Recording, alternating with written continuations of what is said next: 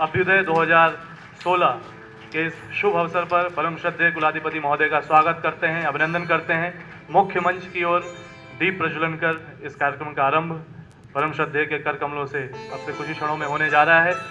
युवा ऊर्जा, उत्साह और उमंग की अभिव्यक्ति। एक बार जोरदार तालियों के माध्यम से हम सब अभ्युदय 2016 में परम श्रद्धेय का स्वागत करते हैं, अभिनंदन करते हैं। हम माननीय अतिथि गणों से निवेदन करेंगे कि वे दीप प्रज्वलन कर युवा उत्कर्ष अभ्युदय 2016 का आगाज करें। जिस प्रकार दीपक की ज्योति हमेशा ऊपर की ओर उठती है, उसी प्रकार मानव चेतना भी ऊपर की ओर उठे। इसी भावों के साथ दीप प्रज्वलन का क्रम आरंभ करते हैं।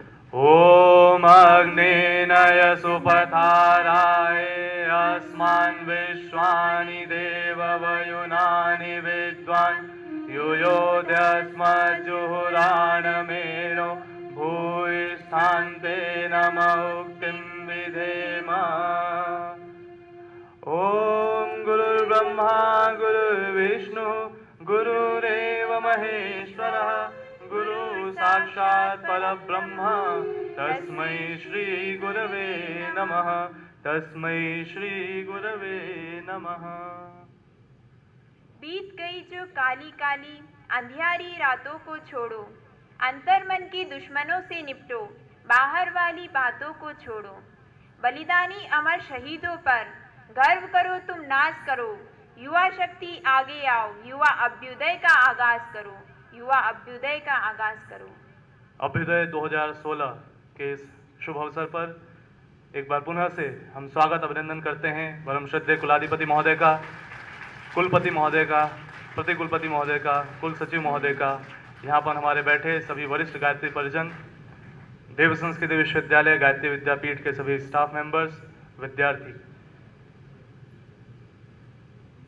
जीवन का वसंत युवावस्था, और ये युवावस्था ही वह उम्र होती है जिस समय जीवन के बड़े बड़े बदलाव सकारात्मक रूप से किए जा सकते हैं। विचार क्रांति को धुरी मानकर इस देव संस्कृति विश्वविद्यालय की स्थापना करने वाले युग ऋषि की सदैव से यही संकल्पना थी कि जीवन के वसंत इस युवा अवसर को सकारात्मक दिशा मिले। उसी दिशा को सार्थकता प्रदान करते हुए विभिन्न रूपों में परम श्रद्धेय के माध्यम से युवाओं को मार्गदर्शन दिया जाता है। गत वर्ष अभ्युदय 2015 में व्यक्तित्व निर्माण हेतु स्वाध्याय थीम पर अभ्युदय का आरंभ हुआ, और इस वर्ष युवा क्रांति वर्ष में युवा उत्कर्ष थीम पर इस अभ्युदय को हम लोग मनाने जा रहे हैं। आइए इस क्रम की शुरुआत करते हैं। आप सभी से निवेदन है कि युग ऋषि की उन संकल्पनाओं का स्मरण करने के लिए कुलगीत हेतु कृपया अपने स्थान पर खड़े हो जाएं। कुलगीत के शब्द में छिपे भाव हम सबको अभ्युदय की प्रेरणा दें। इन्हीं भावों के साथ कुलगीत प्रारंभ।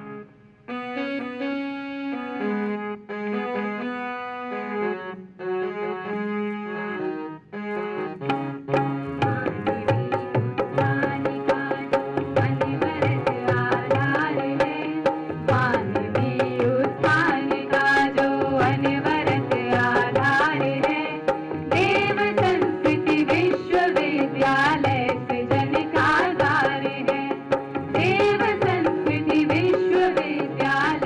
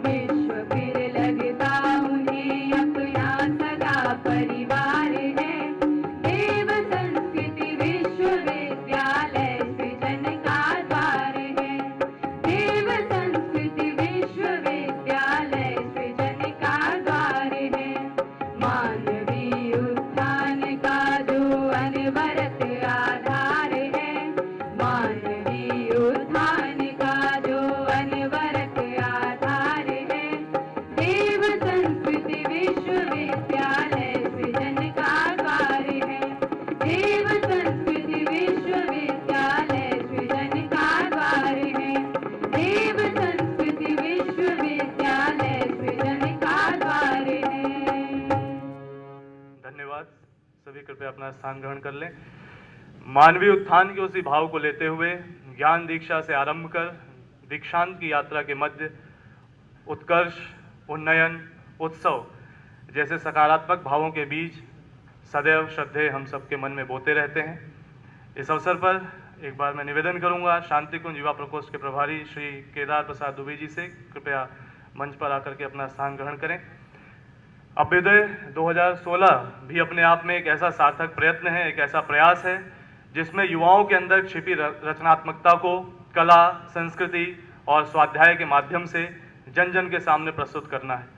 अपने आप में देव संस्कृति विश्वविद्यालय के युवा जिनको सकारात्मक दिशा जब आध्यात्मिक मंडलों के माध्यम से, श्रद्धेय के माध्यम से मिली, तो उनके लिए जीवन में करने को इतना कुछ नया होता है। वे स्वाध्याय करते हैं, वे श्रमदान करते हैं, वे भोजन को परिष्कृत करने हेतु बलिवैश्य करते हैं, बाल संस्कार शाला के माध्यम से विद्यार्थियों को जो कि शिक्षा से वंचित रह जाते हैं उनको शिक्षित करने का कार्य करते हैं, वृक्ष गंगा अभियान में बढ़ चढ़ के सहभाग करते हैं, स्वच्छता हेतु, निर्मल गंगा हेतु, सद्वाक्य लेखन जैसे कार्यों से जुड़ करके अपने जीवन को एक बहुमूल्य अवसर बनाते हैं। अभ्युदय 2016 एक बार पुनः से इन सब भावों को हम सबके अंदर प्रतिस्थापित करने का एक विशेष अवसर लेकर के आया है।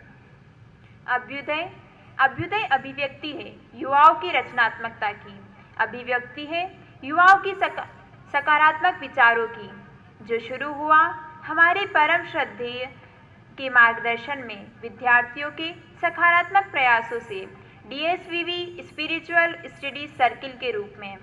अभ्युदय एक अवसर है हमारी छिपी प्रतिभा को सामने लाने का, हमारे विचारों को कला, स्वाध्याय, संस्कृति के द्वारा जन जन तक पहुंचाने का। इस समारोह को आगे बढ़ाने के साथ हम निवेदन करेंगे हमारे कुलपति महोदय श्री शरद भारती जी से कि वे पुष्पगुच्छ के द्वारा स्वागत करें हमारे कुलाधिपति महोदय का।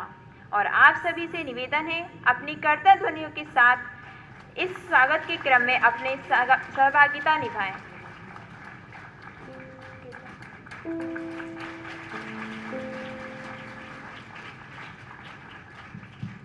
संस्कृति पुरुष हमारे गुरु, हमारे कुलपिता, हमारे संरक्षक, जिनकी सूक्ष्म उपस्थिति हमें निरंतर आगे बढ़ने की प्रेरणा देती है।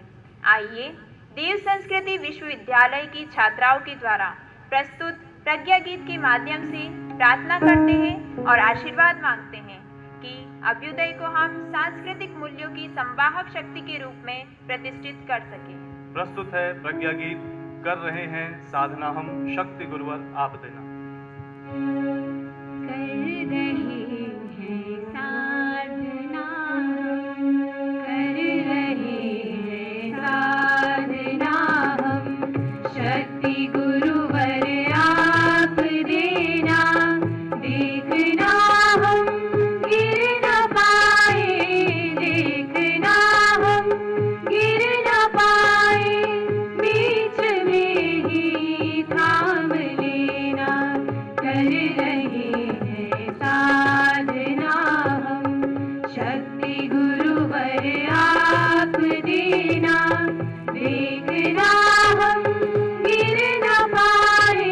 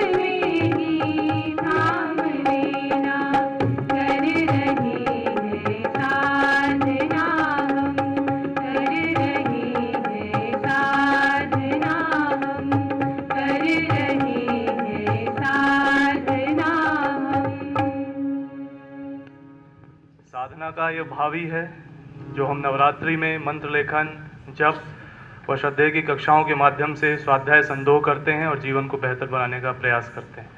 अभ्युदय जब किसी के जीवन में होता है तो उसके ज्ञान को, कला को, विचारों को नई दिशा मिल जाती है। कुछ ऐसा ही वो अभ्युदय हुआ हमारे परम आदरणीय कुलपति महोदय के जीवन में युग ऋषि का सानिध्य पाकर, जिसके द्वारा उनके ज्ञान को, कला को, विचारों को नई दिशा मिली, जिसके द्वारा उन्होंने गुरुदेव के सपनों के विश्वविद्यालय को साकार रूप प्रदान करने में एक नैष्ठिक कार्यकर्ता के रूप में महत्वपूर्ण भूमिका निभाई। अब हम आमंत्रित करते हैं परम आदरणीय श्री शरद पारधी जी को कि वे हमें अपना मार्गदर्शन प्रदान करें। आइए।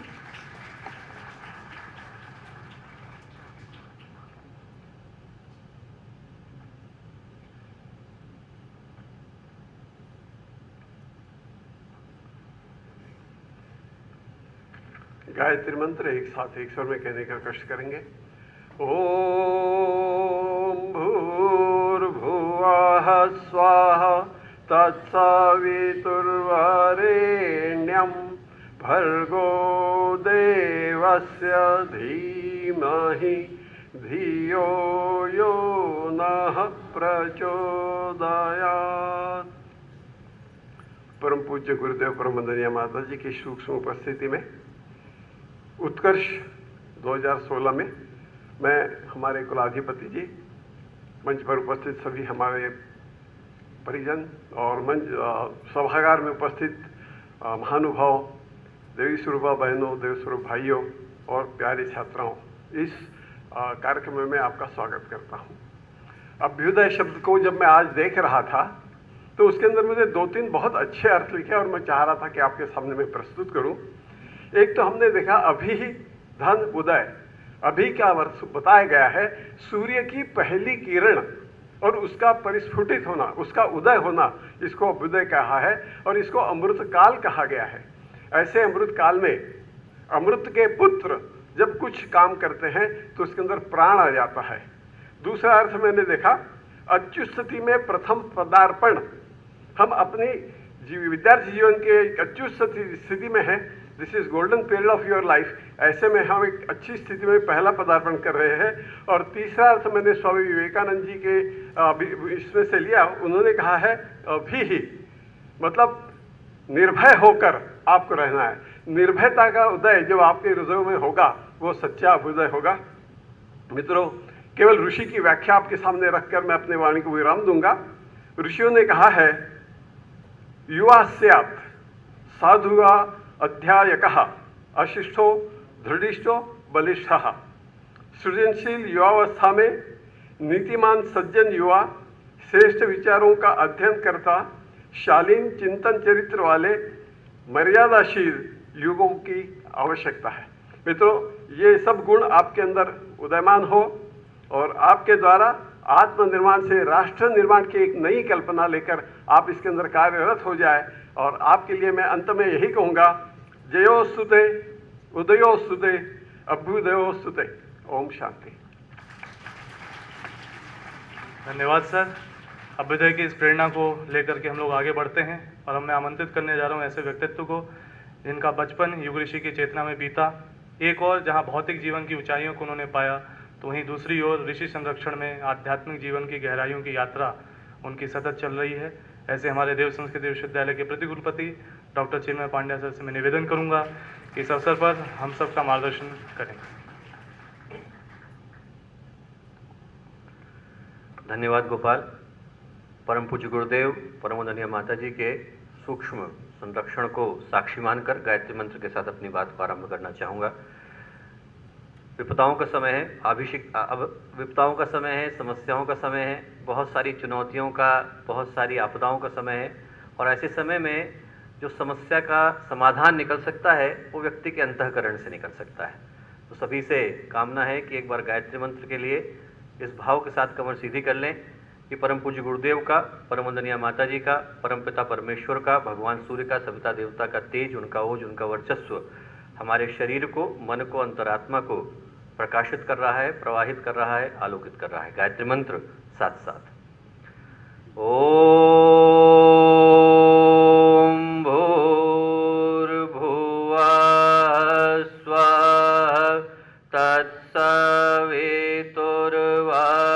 वरेण्यं भर्गो देवस्य धीमहि धियो यो नः प्रचोदयात्।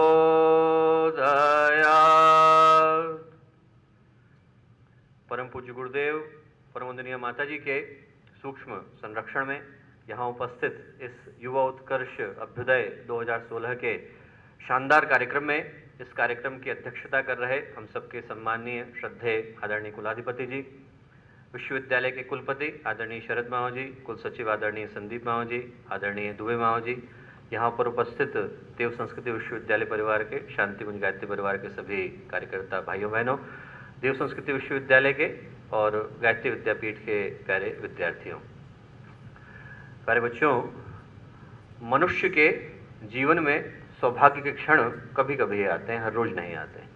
कभी कभी सौभाग्य मनुष्य की चौखट पर दस्तक देता है। बेहतरीन समय सुमधुर रागनी छेड़ता है और उत्कर्ष उसकी आगवानी के लिए तैयार आ खड़ा होता है। जो समय को पहचान लेते हैं, सौभाग्य के इन क्षणों को जान लेते हैं, वे अपनी गणना विभूतियों में करा करके जाते हैं और समय को गंवा देने वाले, अवसर को भुला देने वाले वक्त के थपेड़ों के साथ गुमनामी के अंधेरों में चले जाते हैं। उनके घर वाले भी उन्हें याद नहीं रखते। समय के पारखी सौभाग्यशाली कहलाते हैं और उसका तिरस्कार करने वाले बदकिस्मती का बोझ ढोते हैं, गुमनामी के शिकार होते हैं। और ये बातें मैं आपसे इसलिए कह रहा हूँ कि वर्तमान समय भी ऐसा ही समय है जहाँ पर समय को पहचानने वाले, उसकी कीमत को जानने वाले, उसके अनुसार अपने जीवन की दिशा को तय करने वाले अपना नाम इतिहास की पुस्तकों में दर्ज कराने जा रहे हैं, अपनी पीढ़ियों को धन्य कराने जा रहे हैं। और शर्त एक ही है कि वर्तमान समय की विभीषिका को पहचानना और आने वाले समय में महत्वपूर्ण भूमिका के निर्वहन के लिए तैयार रहना। आप कहेंगे कि साहब ऐसा इसमें क्या दिखाई पड़ता है? मैं कहूँगा कि वर्तमान समय बड़ा अविस्मरणीय समय है, अभूतपूर्व समय है, विलक्षण समय है, अलौकिक समय है। यूँ कहने को अभी कोई महाभारत की रण नहीं सजी है, कहीं पर कोई कुरुक्षेत्र में पांचजन्य नहीं बजा रहा है, कहीं पर कोई देवासुर संग्राम नहीं हो रहा है, कहीं कोई रावण, कहीं कोई दुर्योधन, कहीं बाणासुर, कहीं कोई वृत्रासुर, कहीं कोई महिषासुर त्रिलोक पर कब्जा करके नहीं बैठा है। पर आज की जो विषम परिस्थितियां हैं उसमें कुरुक्षेत्र भी इंसान के भीतर है और देवासुर संग्राम भी इंसान के भीतर है। जितनी हाय हत्या, जितनी चीख चिल्लाहट, जितनी मारकाट, जितनी छटपटाहट, जितनी घुटन, जितनी बेचैनी, जितनी परेशानी इंसान के मन के भीतर है, उतनी तो कुरुक्षेत्र के मैदान पर भी नहीं थी। आज का इंसान आलीशान चीजों का अंबार लेकर के बैठा है, सुख सुविधाओं के ढेर लेकर के बैठा है, करोड़ों का पैकेज लेकर के बैठा है, पर भावनात्मक रूप से रिक्तता लेकर के बैठा है, अकेलापन लेकर के बैठा है, खालीपन लेकर के बैठा है। 9 मंजिल का मकान लेकर के बैठा है, पर परिवार को तो भुला करके बैठा है। चंद्रमा पर जाने का यान बना करके बैठा है, पर पड़ोसियों को तो भुला करके बैठा है। महंगे अस्पताल लेकर के बैठा है, पर सेहत गंवा करके बैठा है। यूएस की डिग्री लेकर के बैठा है, पर कॉमन सेंस भुला करके बैठा है। और जनसंख्या बढ़ा करके बैठा है, पर मानवता को तो गंवा करके बैठा है। और यदि सब कुछ ऐसा ही चलता रहा दोस्तों, यदि जिस तरीके से हम लोग देख रहे हैं आज की परिस्थितियों को, यदि सब कुछ ऐसे ही चलता रहा, तो जब तक बेटा आप लोग हमारी उम्र के होंगे, तब तक हम लोग इस दुनिया को शमशान घाट बना चुके होंगे। मानवता पस्त हो चुकी होगी, पारिवारिकता भ्रष्ट हो चुकी होगी, सामाजिकता नष्ट हो चुकी होगी। और जिस भारतीय संस्कृति पर हम लोग इतना गर्व और गौरव करते हैं, स्वाभिमान करते हैं, वो अपना दम तोड़ चुकी होगी। तो पता नहीं कल का मौका मिले न मिले, अपनी पीढ़ी की ओर से आज ही की तारीख में मैं आप लोगों से क्षमा मांग लेता हूं कि यदि आप लोगों को भविष्य अंधकारमय मिले तो। और इसलिए इस भविष्य को बदलने की आवश्यकता है, इसलिए इस दुनिया को बदलने की आवश्यकता है, इस दुनिया को परिवर्तित करने की आवश्यकता है और जिम्मेवारी आप लोगों को लेने की आवश्यकता है। युवा उत्कर्ष का अर्थ ये होता है कि हम लोग स्वयं जागें, दूसरों को जगाएं और उनको आगे बढ़ने के लिए प्रेरित करें। तब सच्चे अर्थों में युवा उत्कर्ष निकल करके आता है। यदि ये स्वर, ये क्रांति के स्वर, ये परिवर्तन के स्वर, ये बदलाव के स्वर आपकी अंतरात्मा को आंदोलित करते हैं, तो आपको एक ही काम करने की आवश्यकता है कि आपको स्वयं को बदलने की आवश्यकता है, दूसरों को जगाने की आवश्यकता है और सबको मिलकर के अच्छे पथ पर चलने के लिए प्रेरित करने की आवश्यकता है। ये दुनिया मात्र उनकी वजह से बुरी नहीं है जो लोग बुरे हैं, ये दुनिया उनकी वजह से भी बुरी है जो लोग अच्छे हैं पर सब कुछ देखते हुए हाथ पर हाथ रख करके बैठे रहते हैं। यदि आप लोग सच्चे युवा हैं, यदि आप लोगों के अंदर का यौवन सोया नहीं है, आप लोगों की रगों में अभी भी उबलता रक्त बहता है, तो फिर ये वर्ष, ये जो युवा क्रांति का वर्ष है, ये आप लोगों का वर्ष है।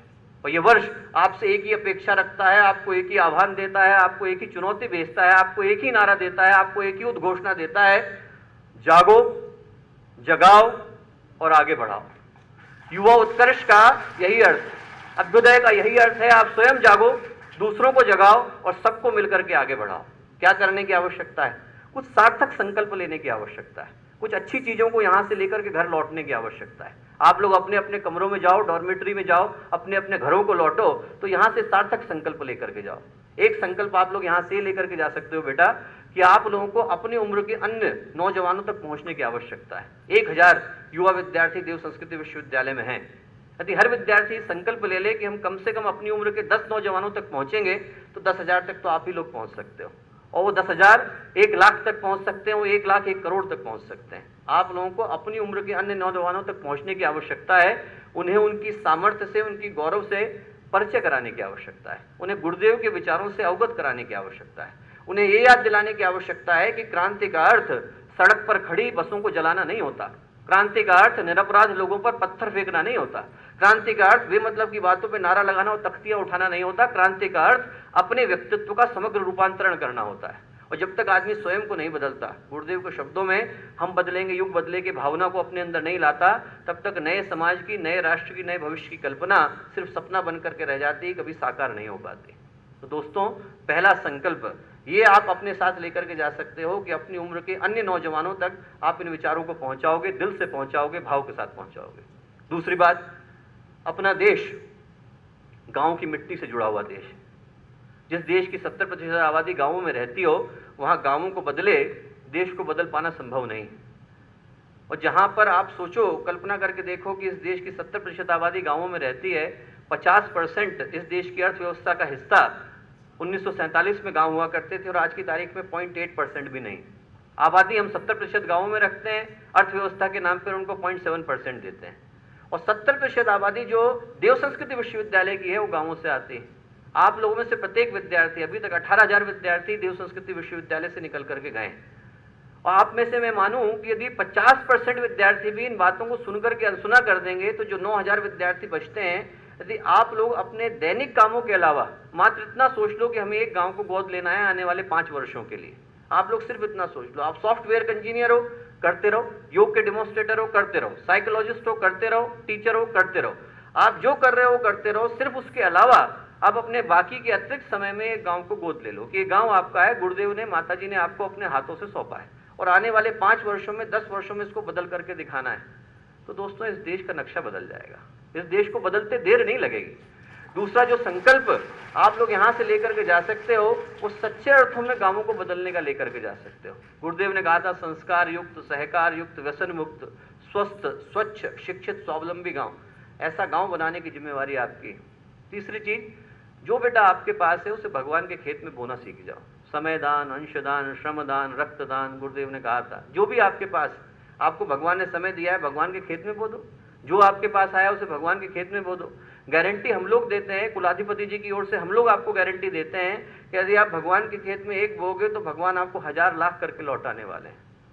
पर मैं आपको बताऊं कि संकल्प आप कोई सा भी लो, इसमें भाव ये नहीं है कि आप संकल्प को कागज पर लिख करके दो। भाव ये है कि संकल्प को पूरा करो। संकल्प को पूरा करने के साक्षी भी आप ही हो, संकल्प को पूरा करने का प्रमाण भी आप।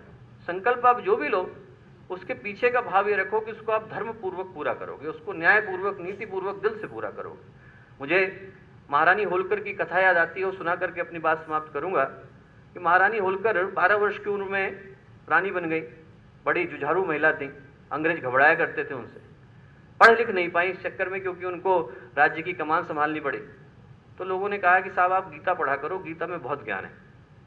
महारानी होलकर ने कहा कि मैं पढ़ी लिखी नहीं हूँ, आप किसी पंडित जी को भेज दीजिए, मुझे सुना दिया करेंगे, मैं उससे ज्ञान प्राप्त कर लूंगी।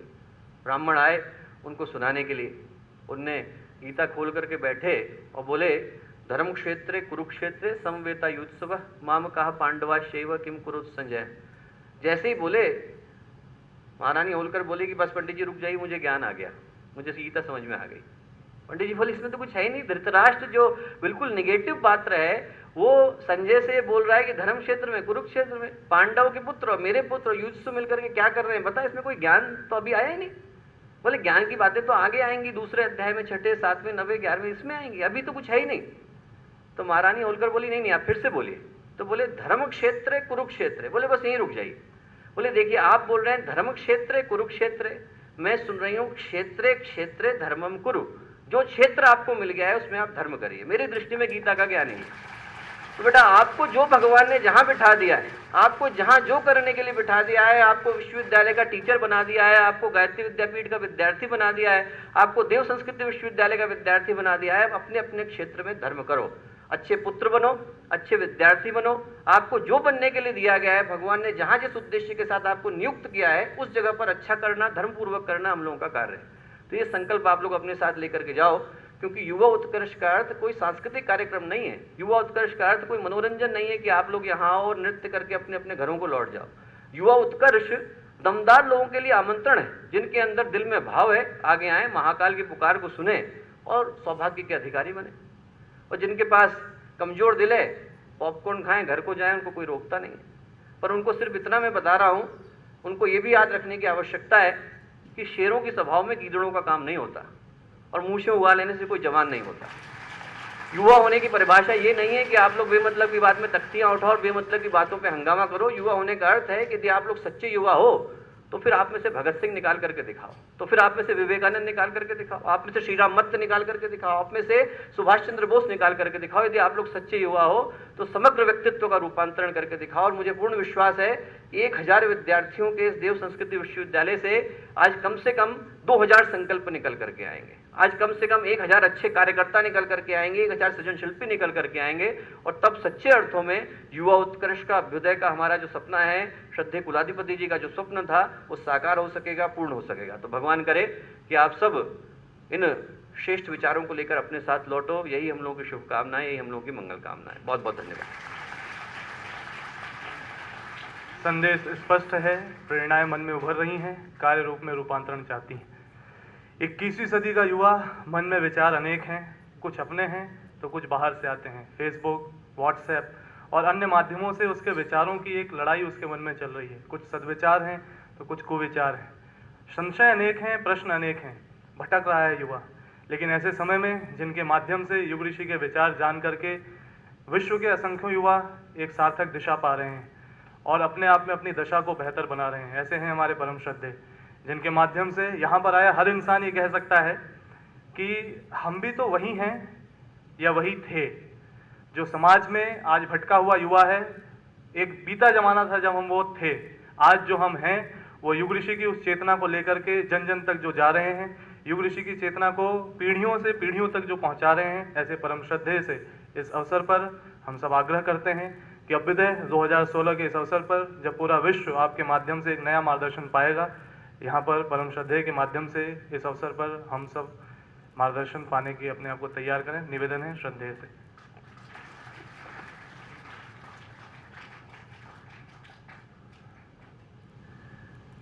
गुरु सत्ता को एक बार नमन करेंगे। ओम गुरुर्ब्रह्मा गुरुर्विष्णु गुरुरेव महेश्वर गुरु साक्षात् परब्रह्म तस्मै श्री गुरुवे नमः। अखंडमंडलाकारं व्याप्तं येन चराचरं तत्पदं दर्शितं येन तस्मै श्री गुरुवे नमः। मातृवत् लालित्री च पितृवत् मार्गदर्शिका नमोस्तु गुरुसत्तायै श्रद्धा प्रज्ञायुता च श्रद्धा प्रज्ञायुता च। परम पूज्य गुरुदेव और परमवंदनीय माता जी की सूक्ष्म उपस्थिति में मंच पर विराजमान हमारे माननीय कुलपति जी, प्रतिकुलपति, हमारे रजिस्ट्रार साहब, हमारे युवा प्रकोष्ठ के प्रभारी श्री केदार दुबे जी, यहाँ बैठे सभी फैकल्टी के सभी सदस्य, हमारे आचार्यगण, आचार्य बहनें, सभी छात्र छात्राओं और विशेष रूप से विद्यापीठ के बच्चे यहाँ मौजूद हैं, सभी को अभिनंदन करते हुए मैं संबोधित कर रहा हूँ। मैं जब 1978 में 28 साल का था, तब जब मैं गुरुदेव के पास आया, गुरुदेव का एक प्रवचन सुना मैंने। उस प्रवचन के लिए भी मुझे ऐसा लगता है कि आमंत्रण उन लोगों को भेजा गया था जिनको गुरुदेव चाहते थे। आमंत्रण ही नहीं भेजा गया था, बल्कि हृदय से निकली हुई पुकार गई थी कि तुम्हें किसी हालत में आना है। मैं इंटेंसिव केयर यूनिट में फिजिशियन था भोपाल में, और मैं अपने जगह को छोड़ नहीं सकता था किसी हालत में, बिना किसी रिप्लेसमेंट के। और न जाने क्या हुआ कि ऐसा कुछ दबाव शांति कुंज से आया कि नहीं, किसी हालत में इस कार्यक्रम में आना है, वसंत पंचमी के कार्यक्रम में। 13 फरवरी 1978 का दिन था वो, और मुझे 11 तारीख को छुट्टी मिली। 11 तारीख को मैं आपकी जीजी को लेके और चिन्मय को लेके मैं यहाँ आया, और शांति कुंज आने के बाद गुरुदेव ने कहा तुमने बहुत अच्छा किया, तुमने टाइम निकाल लिया। मैंने कहा गुरुदेव आप जानते नहीं, बड़ी मुश्किल से मिलता है टाइम, बड़े मुश्किल से निकल पाया टाइम। इंटेंसिव केयर यूनिट खाली नहीं हो रही थी, परंतु आपकी कृपा से खाली हो गई, और खाली हो गई तो मैंने सफाई में लगा दिया सब लोगों को, और मैं यहाँ आ गया। मैं जब आया यहाँ पर तो गुरुदेव ने जो प्रवचन दिया उस दिन, वो इतना क्रांतिकारी प्रवचन था वसंत पंचमी का। उस क्रांतिकारी प्रवचन में आमंत्रण था, यही समय है, आना है तो आओ, मेरे जाने के बाद आओगे तो क्या फ़ायदा, मेरे पास गिने चुने कुछ दिन बाकी हैं बस, इसके बाद 10-12 साल के बाद फिर मैं नहीं रहूँगा तुम्हारे बीच में। मेरे शब्द रह जाएंगे, मेरी वाणी रह जाएगी, मेरे लिखे हुए लेख रह जाएंगे, उन्हीं को पढ़ते रहोगे, परंतु मेरे साथ में रूबरू तुम रहना चाहते हो, प्रत्यक्ष रहना चाहते हो, जानना चाहते हो मैंने कैसे जीवन जिया, कैसे ब्राह्मण का और संत का, एक तपस्वी का जीवन जी करके मैंने एक संगठन खड़ा किया। अगर तुम आना चाहते हो तो यही सबसे सही समय है। मित्रों, ये जो मोमेंट होता है ना, सबसे सही समय पहचानने का, ये अभ्युदय का प्रतीक है। अभ्युदय का मतलब है कि अभी अभी इसी समय आपको डिसीजन लेना है। मैं ऊपर गया लेक्चर के तुरंत बाद, और लेक्चर के बाद मैंने अपना एक लेटर लिख के दिया कि मैं इस समय फिजिशियन की पोस्ट पे हूँ, और आपने रोक दिया था मुझे अमेरिका जाने से, तो मैं नहीं गया, और जाने का प्लान कर रहा था मैं। और अभी अभी डीएम कार्डियोलॉजी के लिए मुझे आमंत्रण मिला है, तो मैं चंडीगढ़ वहाँ भी जाने वाला था, मतलब वहाँ भी नहीं जाऊँगा, अमेरिका भी नहीं जाऊँगा, मैं रिज़ाइन करके इस्तीफा देकर यहाँ आना चाहता हूँ। गुरुदेव ने पढ़ा पत्र और रख दिया। मैंने कहा क्यों आना चाहते हो? मैंने कहा आपने बुलाया है, आपने प्रवचन में सबको बुलाया है, मुझे बुलाया है। बोले आमंत्रण सबको है, पर तुम क्यों आ रहे हो? कोई गद्दी नहीं है या कोई पोस्ट नहीं है जिसके लिए तुम आ रहे हो? मैंने कहा नहीं, कोई गद्दी के लिए नहीं आ रहा, पोस्ट के लिए नहीं आ रहा, मैं तो आपका आमंत्रण पे आ रहा हूँ कि अभी नहीं आओगे तो कब आओगे। बस ये जो आमंत्रण था गुरुदेव का, इसने मेरे जीवन की दिशा बदल दी पूरी की पूरी। उसके बाद जो मैं हूँ वो वाला नहीं हूँ जो पहले वाला था। पहले वाला चिंतन मेरा भौतिकवादी था, बाद वाला चिंतन मेरा अध्यात्मवादी हुआ। और उसके बाद मैंने उस दिन जो डिसीजन लिया, वो जब नीचे माता जी को मालूम पड़ा और लोगों को मालूम पड़ा, मैंने रेजिग्नेशन भी भेज दिया वहीं से, 6 महीने का नोटिस भी भेज दिया कि 6 महीने के अंदर मैं खाली कर दूंगा और 6 महीने के अंदर मैं अपनी जगह से हट जाऊंगा।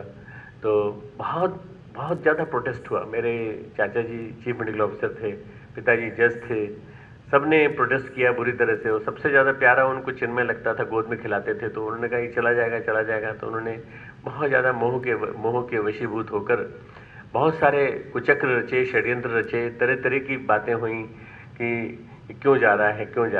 उनके दिमाग में ये समझ में नहीं आ रहा था कि ये परम पूज्य गुरुदेव हैं कौन। परम पूज्य गुरुदेव के पास मेरे पिताजी रहे, अनुष्ठान किया, सब कुछ किया, पर वो पहचान नहीं पाए उनको, और मैं पहचान गया उनको।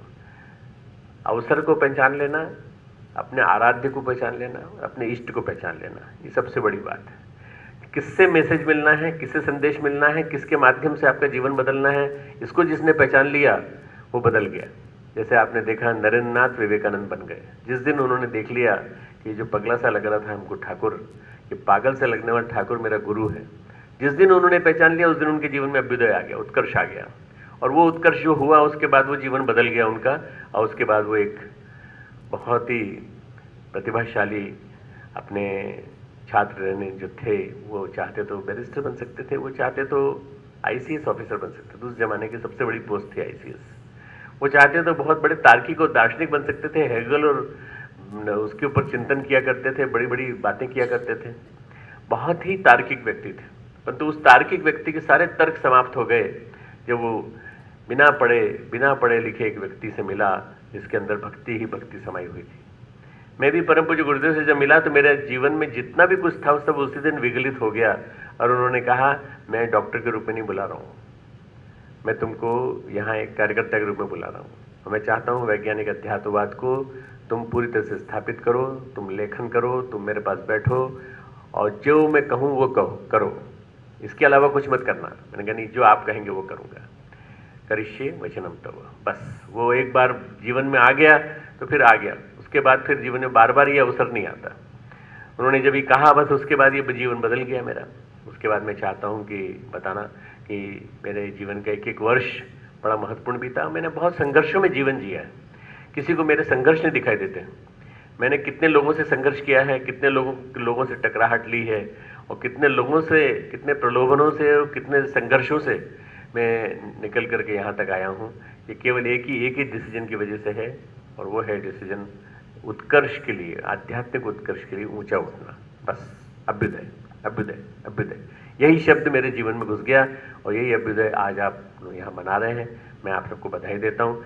छात्रों का छात्रों के लिए, छात्रों द्वारा, विद्यार्थियों का विद्यार्थियों के लिए विद्यार्थियों द्वारा मनाए जाने वाला ये समापन, ये समारोह जो हो रहा है, ये वास्तव में मैं इसके लिए ये बधाई देता हूँ कि जो नए आए छात्र हैं हमारे, जो पहले से हमारे यहाँ छात्र पढ़ रहे हैं, उनके जीवन में भी एक नई क्रांति आएगी, कुछ बदलाव आएगा। सुबह से शाम तक कई चीज़ें होंगी, स्वाध्याय के बारे में चर्चा होगी, अपने जीवन में बदलाव कैसे लाया जाए, कई घटनाक्रम बताए जाएंगे, आपस में बातचीत होंगी। शाम को फिर हम लोग फिर मिलेंगे। तो जैसा चिन्मय ने कहा कि सांस्कृतिक कार्यक्रम की दृष्टि से नहीं बुलाया आपको यहाँ पर कि सांस्कृतिक कार्यक्रम होगा और ये होगा और ये, यहाँ पर चर्चा होगी आंतरिक उन्नति की, कि हमारे इंटरनल डेवलपमेंट, हमारा इनर डेवलपमेंट कैसे होना चाहिए। ये जो मिट्टी का घड़ा है हमारा शरीर, इसको तो हम विकास करते रहते हैं, इसका तो हम बहुत ज़्यादा करते रहते हैं, क्रीम भी लगाते हैं, बहुत तरह तरह से हम अपने आप को सजाते हैं, पर इसके अंदर जो चेतना निवास करती है, उस चेतना के विकास के लिए हमने कोई प्रयास किया क्या? वही काम आने वाली है। क्या हमने संस्कारों के उन्नयन के लिए कुछ प्रयास किया क्या? वही काम आने वाली है, वही आगे चल के जीवन में बढ़ेगी, वही आपके जीवन को ऊंचा उठाएगी। हम लोग अपने आप को बड़ा सौभाग्यशाली मानते हैं कि हमें ये विश्वविद्यालय जैसा एक वेन्यू मिला जहाँ हम लोग कुछ कर पा रहे हैं। मैं उस सभा में मौजूद था जिस सभा में गुरुदेव ने 25 जून 1980 को उद्घाटन किया था गायत्री विद्यापीठ का। 1980 में जो उद्घाटन हुआ था, परम पूज्य गुरुदेव ने जो प्रवचन दिया, उन्होंने कहा कि मैं जो ये आज जिस विद्यालय का उद्घाटन कर रहा हूँ, ये विद्यापीठ है, गायत्री विद्यापीठ है, और इस विद्यापीठ के माध्यम से कई संस्कारवान बच्चे निकलेंगे इसमें, और आगे चल के हमारे उत्तराधिकारी इसको विश्वविद्यालय के रूप में कन्वर्ट करेंगे, परिणित करेंगे, और ये हमारे सामने नहीं होगा, हमारे बाद होगा, और फिर वो विश्वविद्यालय बढ़ता चला जाएगा, नालंदा तक्षशिला परंपरा को आगे बढ़ाएगा, और न जाने कितने उसकी शाखा प्रशाखाएँ होंगी। वो प्रवचन गुरुवर की धरोहर में दिया हुआ है, पूरा का पूरा आप पढ़ सकते हैं। मैंने जब उसको सुना तो सुनने के बाद मेरे दिमाग में, कण कण में, रोम रोम में बस गया, वो प्रवचन बस गया। और जब गुरुदेव के महाप्रयाण के बाद 1990 के बाद, वंदनीय माता जी के प्रयाण के बाद 1994 के बाद, जब हम लोगों ने ज़मीन खरीदी ये वाली, तो उसके पीछे यही था सबसे बड़ा उद्देश्य, ये ज़मीन खरीदने के पीछे कि सबसे पहले अपना विश्वविद्यालय यहाँ का बनना चाहिए। विश्वविद्यालय बनाए बिना हम शिक्षा नीति में परिवर्तन नहीं कर सकते। शिक्षा नीति, शिक्षा में विद्या का समावेश, शिक्षा में संस्कारों का समावेश तब तक नहीं हो पाएगा, और अच्छे छात्र, अच्छे छात्राएं तब तक नहीं मिलेंगे जब तक कि हम इसको विकसित नहीं कर पाएंगे। तो भाइयों और बहनों, प्यारे प्यारे बच्चों, आप जानते हो कि 1999 में इसका भूमि पूजन हुआ, 2000 में महाविद्यालय बना, 2001 से चालू हुआ, 2002 में उसका समापन हुआ, और उसके साथ महाविश्वविद्यालय का शुभारंभ हुआ, और उसके बाद हमको सारी की सारी चीज़ें मिलती चली गई। इसके बाद अब हमको धीरे धीरे करके क्रमशः 7 प्रांतों में विश्वविद्यालय बनाने की योजना बनी है। 7 प्रांतों में हम विश्वविद्यालय, देव संस्कृति विश्वविद्यालय के पैटर्न पे बनाने जा रहे हैं आने वाले 1 वर्ष के अंदर, और ये भी देव संस्कृति विश्वविद्यालय का एक प्रकार से बहुराष्ट्रीयकरण हो जाएगा, पूरी तरह से, मतलब एक वैश्वीकरण हो जाएगा। देखते देखते बदलाव आएगा, लोगों में चेंज आएगा। हमारी जो सरकार है वो भी इस दिशा में सोच रही है, बराबर संपर्क कर रही है हम लोगों से। मैं ये कहना चाहता था कि अब धीरे धीरे परिवर्तन आ रहा है कि अच्छे लोगों को पहचान रहे हैं वो सब लोग, वो अच्छे लोगों की पहचान बढ़ती चली जा रही है। तो चिन्मय ने जो एक दृश्य सामने रखा कि बहुत ज़्यादा भयानक संकट सामने खड़ा है, मैं मानता हूँ इस बात को। आस्था संकट की विभीषिका बहुत भयंकर है, पर इस आस्था संकट की विभीषिका से जूझेगा कौन? देव मानव जूझेंगे, और देव मानव को बनाने का तंत्र नहीं बनेगा तो कैसे बनेगा? चाणक्य ने अपनी चोटी खोल कर रख दी थी और कहा था कि जब तक मैं इसको नंद वंश के साम्राज्य को समाप्त नहीं कर दूंगा और जब तक चंद्रगुप्त को स्थापित नहीं कर दूंगा और जब तक मैं नालंदा तक्षशिला तंत्र का तंत्र नहीं स्थापित कर दूंगा तब तक मैं इस चोटी को नहीं बांधूंगा। उस चाणक्य की परंपरा को पुनर्जीवित किया परम पूज्य गुरुदेव ने, और मैं समझता हूँ मित्रों, हम लोग बड़े सौभाग्यशाली हैं कि हम उसके निमित्त बन रहे हैं और आने वाले दिनों में हमें बहुत बड़े काम करने हैं, और उस काम को करने के लिए निमित्त आप लोगों को बनाया है। जितने यहाँ बच्चे बैठे हैं वो, और जो बच्चे आज नहीं आए हैं, अपने घर में पढ़ाई कर रहे हैं, कोर्स तैयार कर रहे हैं। मुझे नहीं लगता सारे बच्चे यहाँ मौजूद हैं, क्योंकि बच्चे बहुत सारे हैं, और बच्चे जब अभ्युदय से जुड़ेंगे, अभ्युदय एक मेरे दिमाग में इस अभ्युदय का कंसेप्ट आया था 2004-2005 में, जब सांस्कृतिक मंडल बनाने की बात आई, बच्चों के संस्कृति मंडल बने, बहुत अच्छी तरह चले भी, परंतु उसके पश्चात एक क्रम ऐसा आया जिसमें मैं अनियमित हो गया, मैं उनको मॉनिटर नहीं कर पाया, तो क्रम बंद हो गया। तो पिछले साल से चालू हुआ है ये, और मैं समझता हूँ कि इसमें दीपक की भूमिका बहुत अच्छी महत्वपूर्ण रही है, जिसने कि इसने इस क्रम को आगे बढ़ाया है। दीपक के लिए मैं समझता हूँ कि बहुत बहुत बधाई। दीपक के साथ साथ उन बच्चों को भी जो डिवोटेड भाव, समर्पित भाव से लगे हुए इस काम में। ये युवा क्रांति वर्ष है, और युवा क्रांति वर्ष होने के नाते मैं बताना चाहता हूँ कि युवा क्रांति वर्ष में बहुत सारे परिवर्तन आएंगे। आने वाले 8 महीने परिवर्तनकारी हैं, हर महीने डेवलपमेंट्स होंगे बहुत बढ़िया, और आपके साथ अनेकों युवा जुड़ेंगे। हमने एक अभियान ये जोड़ा है, युवा जोड़ो अभियान। विभिन्न विद्यालयों, विश्वविद्यालयों, महाविद्यालयों के युवा हमसे जुड़ेंगे और हमसे जुड़ करके ये काम करेंगे। देखते देखते वो परिवर्तन दिखाई पड़ने लगेगा, जिस परिवर्तन की परम पूज्य गुरुदेव ने अपेक्षा की थी कि आस्था संकट का उपचार आएगा, मानवीय आस्थाओं के उन्नयन के माध्यम से, परिवर्तन के माध्यम से, वो दिखाई पड़ने लगेगा शिक्षा और विद्या में क्रांति के माध्यम। शिक्षा की विद्या के साथ समन्वित क्रांति। शिक्षा की क्या स्थिति है आपको सब मालूम है, ज़्यादा बोलने की जरूरत नहीं, पर उसको बदलेगा ये तंत्र, बदलेगा विश्वविद्यालय का तंत्र, और विश्वविद्यालय के तंत्र से मुझे बहुत अपेक्षाएं हैं।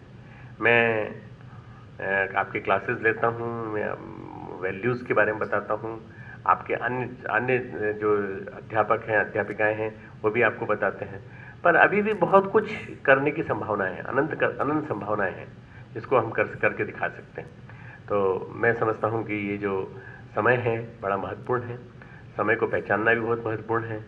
जो इस समय बच्चे आए हैं कल चले जाएंगे, जो नए आएंगे वो जुड़ेंगे, ये अनवरत प्रवाह चलता रहेगा। गंगा में पानी आज जिसमें आप खड़े हैं वो वाला नहीं है जो कल होगा, या 1 सेकंड बाद होगा, या 5 सेकंड बाद होगा, बह के आगे निकल जाएगा।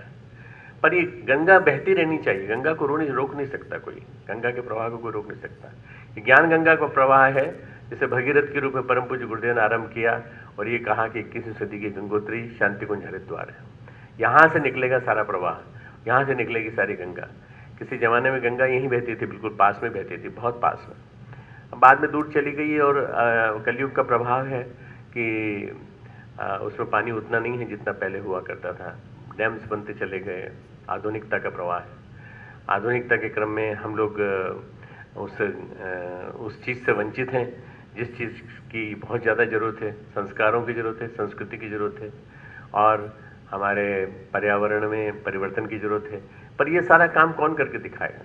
एक छोटा सा अभ्युदय का संकल्प, एक छोटा सा पुनर्निर्माण का संकल्प, एक छोटा सा अपने जीवन में बदलाव का संकल्प, एक छोटा सा नवनिर्माण का संकल्प, ये आपके जीवन में यदि आ जाएगा, और वो संकल्प यदि करने के लिए आप तत्पर हो जाएंगे, तो फिर आप कर दिखाएंगे। हमारे पास केदार दुबे जी बैठे हैं, एक संकल्प आया इनके मन में, वो मेरे पास आए, हम दोनों ने मिलकर बातचीत की, फिर रणनीति बनाई, और रणनीति बनाने के बाद आज हमारी स्थिति ये है मित्रों कि भारत सरकार हमसे कहती है कि अगर गंगा की कोई सफाई कर पाएगा तो केवल गायत्री परिवार कर पाएगा, और कोई नहीं कर पाएगा। आपकी रणनीति देख के हमको लगा कि आप कर सकते हैं और कोई नहीं कर सकता है, और इसका सारा श्रेय मैं केदार दुबे जी को देता हूँ। इन्होंने बहुत बैठ के मेटिकुलस प्लानिंग करी, प्लानिंग करने के साथ साथ दल बनाए, दल बनाने के साथ कार्यकर्ताओं को जगह जगह भेजा, और ये स्थिति हो गई हम 5वें राउंड में प्रवेश करने जा रहे हैं। 4 राउंड हम लोग कर चुके हैं, पूरी गंगा की परिक्रमा कर चुके हैं यहाँ से वहाँ तक।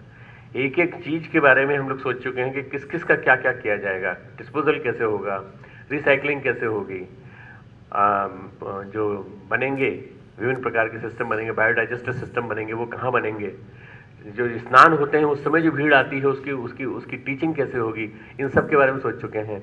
और इसीलिए हमने समय 10 साल का लिया है। 2026 तक हम गंगा को उसकी शाखा प्रशाखाओं, यमुना से लेकर बेतवा से लेकर सब, और न केवल शाखा प्रशाखाओं बल्कि भारत की सारी नदियों को हम शुद्ध करके दिखा देंगे 2026 तक। ये हमारा संकल्प है। ये संकल्प केवल एक मन में संकल्प उभरा, नदियों हमारी साफ होनी चाहिए। इन्होंने नर्मदा से शुरू किया। मैं गया था अमरकंटक, और अमरकंटक में नर्मदा का जल रख करके कलश यात्रा रवाना की थी। फिर मैं उसके बाद सोमनाथ गया था, उसी जल को यात्रा करके जब वो आया, जगह जगह गंगा प्रज्ञा मंडल बनाता हुआ, नर्मदा प्रज्ञा मंडल बनाता हुआ आया और सफाई का संदेश देता हुआ आया, तो जनता की भागीदारी देखते बनती थी। जनता कितनी जबरदस्त जुड़ी हुई है। नदियाँ हमारी संस्कृति की जननी है। हमारी संस्कृति पैदा हुई है तो नदियों के किनारे जन्मी है, पर नदियों के किनारे प्रदूषण भी हमने पैदा किया है, उसको ठीक भी हमें ही करना है।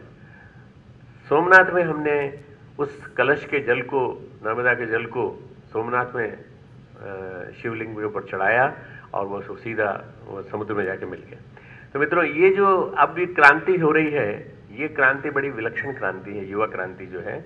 इस युवा क्रांति वर्ष में मैं चाहता हूँ कि हमारे विश्वविद्यालय के बच्चे बच्चियाँ जितने भी हैं वो सब एक्टिव पार्टिसिपेशन करें पूरी तरह से। मैं मान के चलता हूँ कि कोई भी बच्चा इससे वंचित नहीं रहना चाहिए, और बच्चा वंचित कहीं है, किसी रूप में है, तो उसको भी जोड़ने की कोशिश सबको करनी चाहिए। तब तो ये अभ्युदय हमारा सार्थक है। और अभ्युदय के अंदर बहुत सारी बातें होंगी, सुबह शाम तक अच्छी अच्छी बातें होंगी, पर इसके अलावा जो बातें होंगी वो ये कि हम इस युवा क्रांति वर्ष को सफल कैसे बनाएं। हम इस युवा क्रांति वर्ष को केवल 1 साल का नहीं रख रहे हैं, हम 2 साल का रख रहे हैं। 2016, 2017 इन 2 वर्षों में बहुत विलक्षण क्रांति होगी, बहुत विलक्षण बदलाव आएगा। मैं चाहता हूं कि हर व्यक्ति इसमें जुड़े, और हर व्यक्ति जब जुड़ेगा तो फिर देखते देखते मैं सोचता हूं कि आप यहाँ से जाने के बाद भी जुड़े रहोगे सारे आंदोलनों के साथ साथ, जितने आंदोलन हमारे हैं। थोड़ा ध्यान से इस साल अखंड ज्योति के अंकों को पढ़िएगा, विशेष रूप से संपादकीय पृष्ठों को। मैं स्वयं बड़ी गहराई से उनको लिख रहा हूँ और एक एक उस मुद्दे को टच कर रहा हूँ जिस मुद्दे पे मैं युवाओं को ध्यान देना चाहिए, युवक और युवतियों को जो ध्यान देना चाहिए, उन सब मुद्दों को उसमें लिया है। तो उसको आप पढ़िएगा, देखिएगा। अभी अगला जो हमारा मोर्चा है वह है हमारा 21 जून योग दिवस। उसके बाद अगला मोर्चा है 20 जुलाई, जब हम हरितिमा और वृक्षारोपण और ये सब करेंगे। गंगा की सफाई का अभियान, तटों की सफाई का अभियान, मंदिरों की सफाई का अभियान, ये सब करेंगे। तो इन सब में सबकी भागीदारी चाहिए, सबकी भागीदारी चाहिए। हम कुछ नहीं कर सकते तो अपना कैंपस तो साफ रख सकते हैं। हमारे यूनिवर्सिटी के कैंपस को साफ रखने में हम कितना योगदान दे सकते हैं, अपनी डॉर्मेट्री को साफ करने में हम कितना योगदान दे सकते हैं, अपने कमरे को साफ करने में हम कितना योगदान दे सकते हैं, अपने टीचिंग रूम को साफ करने में कितना योगदान दे सकते हैं, और जब कभी कोई सामूहिक मोर्चा होता है, सामूहिक आंदोलन होता है, उसमें हम क्या योगदान दे सकते हैं।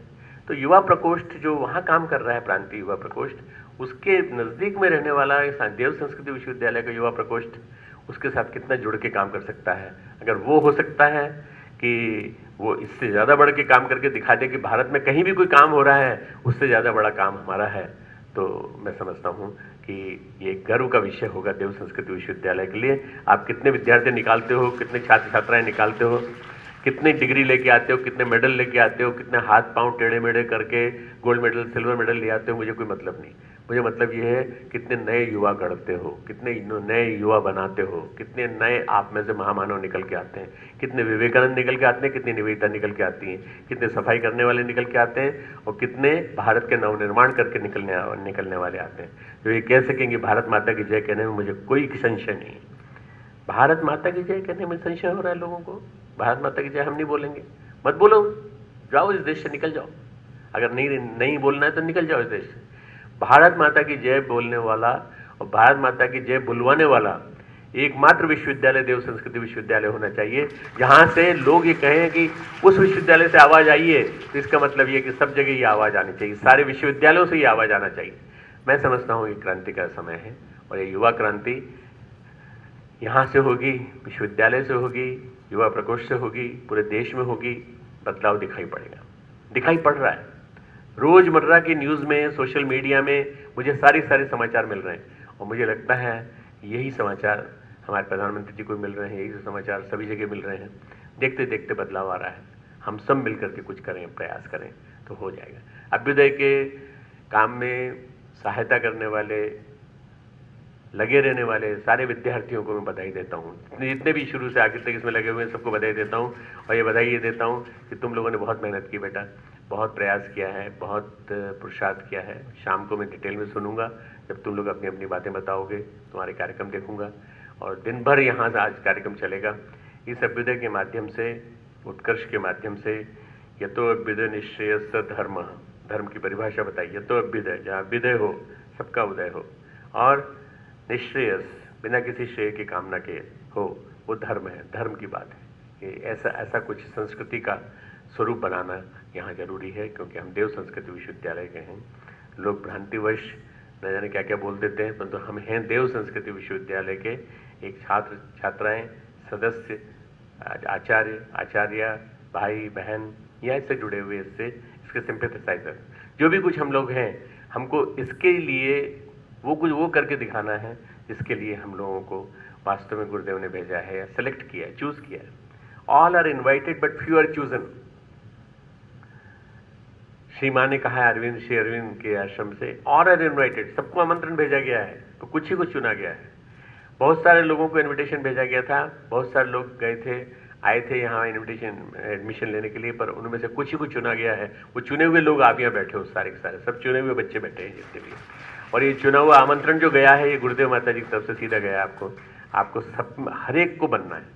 मैं नहीं चाहता मुझे किसी को रेस्ट्रिकेट करना पड़े, 3, 4 को, 5 को करना पड़े, पर कहीं एक आध मछली गंदी आ जाती है तो निकाल के फेंकना पड़ता है। एक आध टमाटर सड़ा आ जाता है तो पूरी टोकरी को सड़ा बना देगा, इसलिए उसको निकाल के फेंकना पड़ता है। वो डिसीजन मुझे लेना पड़ता है भावक होने के नाते, एक आंख दुलार की, एक आंख सुधार की। पर मैं ये चाहता हूँ मित्रों कि सब के सब तुम लोग मेरे साथ बने रहो, अंतिम समय तक यात्रा हम लोग साथ साथ करते रहें, और जहाँ से चले जाओ तो भी उसके बाद भी एलमनी भी बने रहो, तो एलमनी के रूप में भी हमसे जुड़े रहो। हम सब मिलजुल करके एक नया युग ला के दिखा देंगे, नया परिवर्तन ला के दिखा देंगे।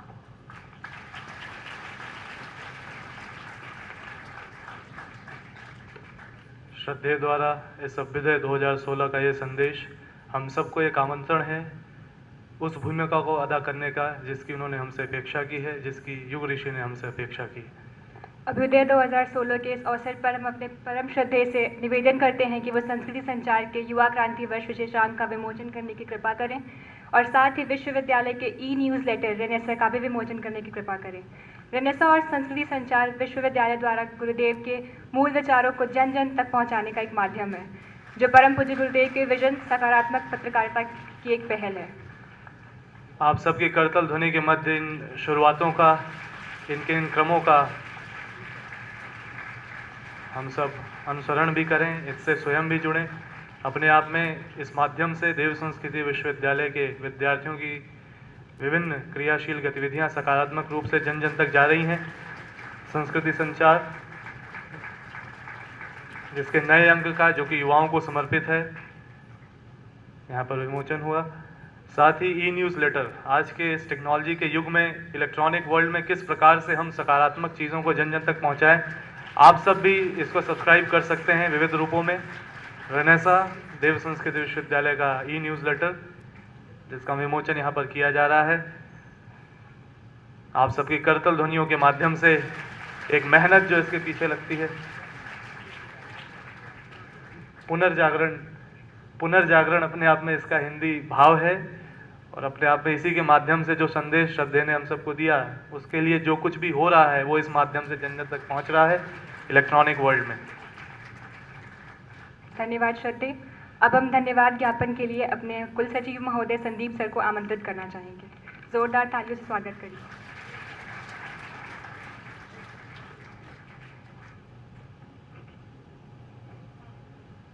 पुनः से एक बार गायत्री मंत्र साथ साथ बोलें। ओम भूर्भुवः स्वः तत्सवितुर्वरेण्यं भर्गो देवस्य धीमहि धियो यो नः प्रचोदयात्। युवा उत्कर्ष 2016 अभ्युदय का आज शुभारंभ का दिन, प्रारंभ प्रातःकाल की बेला, और जो भी संदेश दिए गए श्रद्धेय कुलाधिपति जी के जो हृदय के भाव थे उनको धारण करने का समय। धन्यवाद ज्ञापन के समय में मंच पर विराजमान श्रद्धेय कुलाधिपति जी को नमन करते हुए हम अपने कुलपति जी, प्रतिकुलपति जी और युवा प्रकोष्ठ के प्रभारी केदार दुबे जी का अभिनंदन करते हैं। साथ में अपने देव संस्कृति विश्वविद्यालय के सभी आचार्य, गायत्री विद्यापीठ के सभी आचार्य और गायत्री विद्यापीठ और देव संस्कृति विश्वविद्यालय के सभी युवा छात्र छात्राओं का हम हार्दिक अभिनंदन करते हैं, उनका धन्यवाद ज्ञापन करते हैं। आज के इस प्रातःकाल की बेला में अगर आप देखें तो इस कार्यक्रम में आपके लिए बहुत कुछ संदेश छुपा हुआ था। क्षेत्रे क्षेत्रे धर्मम गुरु का जो संदेश प्रतिकुलपति जी ने दिया, हम जहाँ जहाँ हैं अपने अपने धर्म का पालन करें, साधारण सी बात नहीं है। अपने अपने धर्म, अपने कर्तव्य को अगर हम समझ सके और अपने उत्कर्ष के लिए, अपने रूपांतरण के लिए, अपने जीवन को आगे बढ़ाने के लिए कदम दर कदम हम आगे चल सके, तो देव संस्कृति विश्वविद्यालय का जो सपना है परम पूज्य गुरुदेव का, और जिसे साकार रूप देने के लिए सतत गीता और ध्यान के क्लासों के द्वारा श्रद्धेय कुलाधिपति जी अपने इन बच्चों के बीच में अपने हृदय के पूरे उद्गार के साथ में उनको एक दिशा देने का कार्य कर रहे हैं, हम उसे सार्थक अंजाम दे सकते हैं। हम धन्यवाद देते हैं इस अवसर का, जिस अवसर पर आज सूक्ष्म रूप से, निश्चित रूप से ऋषि सत्ता यहाँ पर उपस्थित होगी, क्योंकि ये बहुत गंभीर अवसर भी है। ये साधारण नहीं है कि एक परिवर्तन की मांग के साथ इतने युवा यहाँ बैठे हैं जिनके हृदय में कुछ सोचने के लिए, कुछ करने के लिए उद्गार आ रहा है, उसे व्यवस्थित रूप से यहाँ से पोषित किया गया है, बीज डाला गया है। आप सबके अंदर वह बीज अंकुरित हो जो स्वामी विवेकानंद कहा करते थे कि we all are potentially divine. हम सब में आध्यात्मिकता का एक बीज है। इस बीज को हम अपने अंतः प्रकृति और बाह्य प्रकृति को, controlling internal and external nature, ये कहते थे बस इतने भर से बात बनेगी। तो अपने जीवन को गढ़ने के लिए अपने शरीर, मन, प्राण, हमें बड़ा अच्छा लगा बाहर जैसे ही मैं प्रवेश कर रहा था, वो 7 पत्थर जो रखे गए हैं, आप सब ध्यान से देखना, श्रद्धेय के उस संदेश 7 में कैसे शरीर से लेकर प्राण, प्राण से लेकर मन और भावों का रूपांतरण होने की कदम दर कदम हमको आगे बढ़ने हैं। ये अभी जो हम लोगों को नवरात्रि में संदेश सुनने को मिला है, उसको इन बच्चों ने बहुत प्यारे पत्थरों पर अंकित करके रखा है। आप यहाँ के इस प्रदर्शनी में, दिन भर के कार्यक्रम में बहुत कुछ आपको देखने को मिलेगा, लेकिन इस युवा उत्कर्ष के इस खास अवसर पर आप 2016 अभ्युदय में कुछ अपने लिए रूपांतरण का संदेश लेकर जाएं। इन शुभकामनाओं के साथ मैं इस धन्यवाद ज्ञापन को यहीं समाप्त करता हूं। ओम शांति शांति शांति। धन्यवाद सर। इसके पश्चात कला के माध्यम से व्यक्ति, लेखन के माध्यम से व्यक्ति, युवा स्वाध्याय संधो, मैजिक शो के माध्यम से विचार क्रांति को कैसे जन जन तक हम पहुंचा सकते हैं, और अखंड ज्योति क्विज, और सायंकाल को आप सबका पुनः आमंत्रण होगा सांस्कृतिक संध्या में, जब परम श्रद्धेय हम सबके साथ होंगे। तो आइए इन सब भावों और प्रेरणाओं को अपने मन में संचित करते हैं। शांति पाठ के माध्यम से इस सत्र को हम लोग आगे की गतिविधियों के लिए आगे प्रशस्त करते हैं। कमर सीधी, आंखें बंद, शांति पाठ। ओम द्यौ शांति अंतरिक्षं शांति पृथ्वी शांतिराप शांतिरोषधयः शांति वनस्पतयः शांतिर्विश्वे देवा शांति ब्रह्म शांति सर्वगं शांति शांतिरेव शांति सामा शांतिरेधि। ओम शांति शांति शांति सर्वारिष्ट सुशांतिर्भवतु। आप सभी अपने स्थान पर बने रहें। परम श्रद्धेय कुलाधिपति महोदय, कुलपति महोदय, प्रतिकुलपति महोदय, कुलसचिव महोदय यहाँ से प्रस्थान कर रहे हैं।